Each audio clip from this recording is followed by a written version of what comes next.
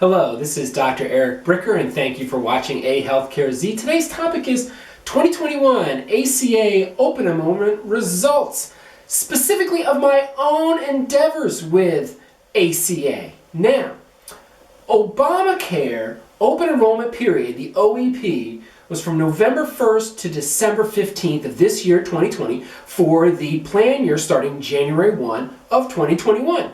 And I went out and I got an insurance license and I bought a URL and I started TexasFamilyInsurance.com to sell people Obamacare. Why did I do that? Because of coronavirus, unemployment is much higher than it used to be. A lot of people have lost their insurance because they've lost their job. A lot of people take chronic medications that they can't afford anymore. So I figured there would be this demand for some sort of affordable health insurance so people could still afford to take the medications that they need, see the doctors that they need to see, etc.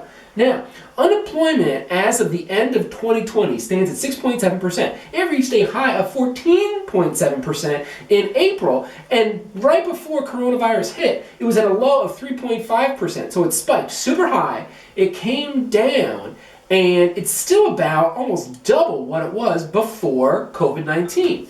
Now, my hypothesis in becoming an insurance broker is that through digital marketing, I could get people's attention, and then I could get them to do online enrollment for Obamacare. So I wasn't going to open a storefront and have people walk in. I wasn't going to call people and enroll them over the phone. I was going to see if I could do it all through the internet.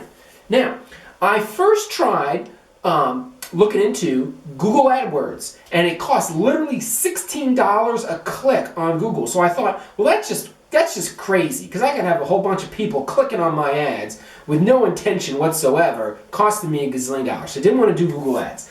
Next up, I did YouTube ads, and I got like no clicks on my YouTube ads. So I finally settled on Facebook ads, and at the end of the day, this year in 2020, I spent $13,995 on Facebook ads.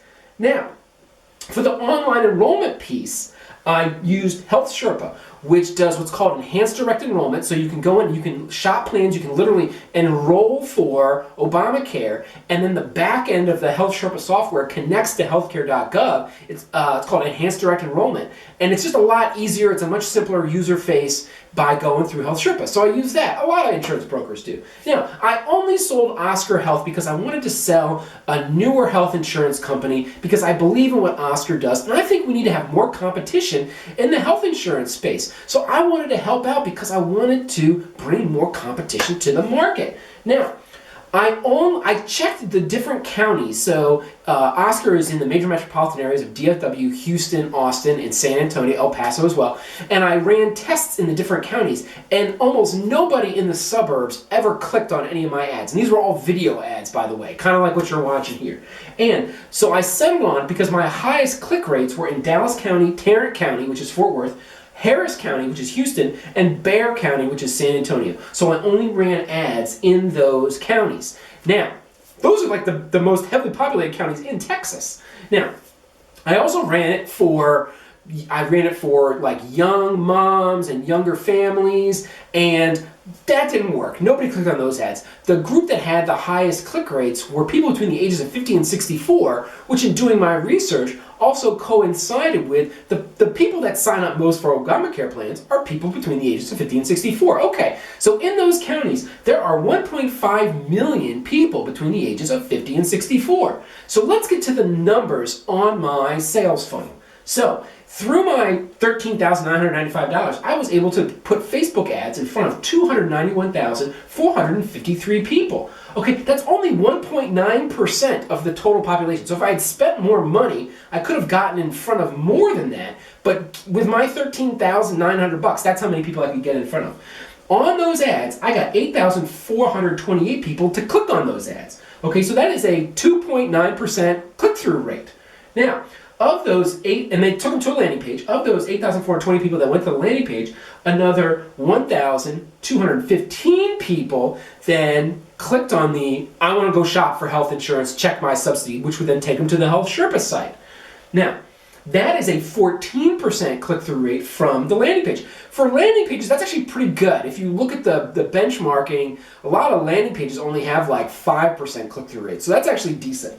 Now, of the 1,215 people that actually went on to Health Sherpa, where you can actually check to see what your subsidy is going to be, you can actually shop different plans, and then you can actually do the enrollment all on the Health Sherpa site, only 1.2% of those people signed up. That's right. I only signed up 15 people for ACA Obamacare plans. So the punchline is, it was a total failure, right? So this is, I tried. So let's go through a post-mortem and figure out what happened, okay? So going through those numbers a little bit more, you find that I spent 5 cents per person to get an ad in front of them. And then I spent $1.66 for every click they made on the ad. Okay, well that's a lot better than the $15 I would have had done through Google. And then it cost me $11.52 for every person that I could actually get onto the Health Sherpa site.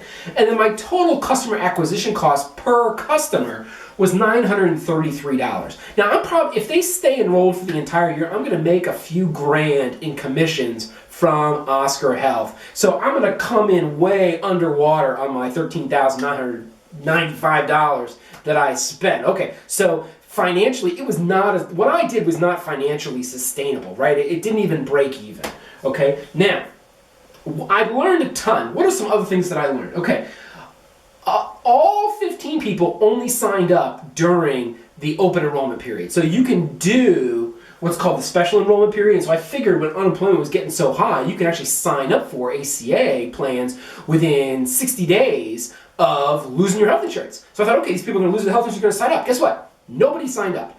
People only signed up during the open enrollment period. And of the 6-week open enrollment period, okay, 12 out of the 15 people that I got to signed up in the final week. And I even saw the volume of clicks and views of my ads, et cetera, was much higher in the final week than in the other 6 weeks. So if they feel like lengthening the open enrollment period would help, guess what? People wait till the last minute. I'm not quite sure if making the open enrollment period any longer would really help at all, because people are just going to wait till the last minute. Okay, next up, let's just compare this nationally to the numbers. Okay, so last year, 8.3 million people signed up for ACA Obamacare plans. This year, it looks to be about 8.85 million people, so it's an increase of 6.6%, or it's about 550,000 more people nationwide. And if you apply that additional 6.6% in Texas, they don't have the numbers broken out this year yet, but let's just say you applied that 6.6% higher in the state of Texas, that means an extra 70,000 people in the state of Texas signed up. And so like last year was like over 1.1 million, and so now it was an extra 70,000 on top of that 1.1 million. So at the end of the day, like there wasn't this huge increase, there wasn't this huge wave of increasing demand for Affordable Care Act plans as a result of higher unemployment from coronavirus. Okay, so that part of my hypothesis was kind of wrong. It was kind of meh. Okay, the next part is, obviously, in terms of my funnel, I had a huge breakdown here between the Health Sherpa shopping and then actually getting people to sign up.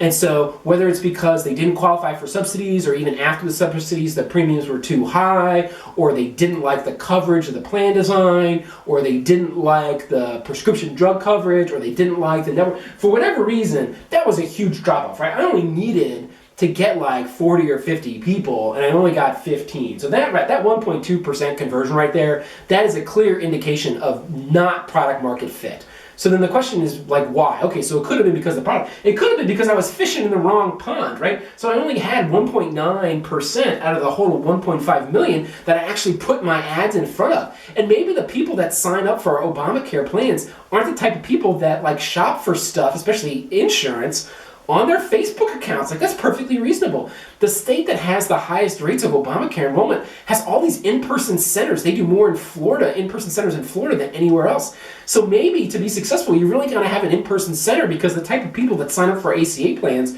really would rather walk into a place and sit down with somebody face to face, right? So that part of like digital marketing, of getting in front of people and then doing online enrollment, like that method, at least for me, listen, maybe my ads were bad. I mean, I only had 2.9% of the people click on the ad. Is that good or bad? I don't know. I mean, I Others say it's kind of medium, right? Because I could have made it work. I could have made a 2.9% click-through rate work. I could have even made the 1,215 people on Health Sherpa work if I could have just gotten that 1.2% higher.